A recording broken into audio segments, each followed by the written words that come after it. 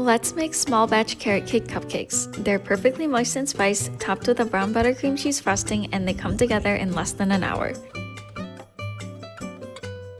First things first, you'll want to preheat your oven to 350 degrees Fahrenheit. Then you'll wash, peel, and finely grate the carrots.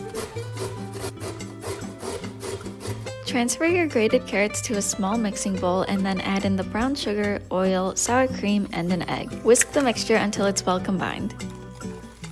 Next, we'll add in our dry ingredients, which are flour, baking soda, baking powder, salt, and spices. I usually use cinnamon, ginger, and cloves, but here I'm just using cinnamon. Then you'll want to gently fold the dry ingredients into the wet ingredients just until the last streak of flour disappears. Line a muffin tin with 6 parchment liners, then distribute the batter between them. I like to use a cookie scoop here to make sure there's an even amount of batter in each liner. Then bake the cupcakes for 15 to 20 minutes or until a toothpick inserted in the center of the cupcakes comes out with only a few moist crumbs on it. After baking the cupcakes, we'll get started on our brown butter cream cheese frosting. First, you'll want to brown the butter, which just involves cooking it on the stove until it develops little brown specks. Transfer the brown butter to a shallow dish and set it in the freezer just until it firms up.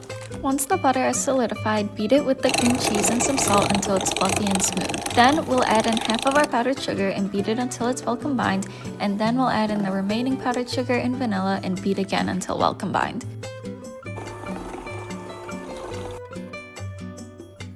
Once the cupcakes have fully cooled to room temperature, it's time to frost them. I used a round tip to make a little floral design on top with a salted caramel center, but you can do any design that you'd like.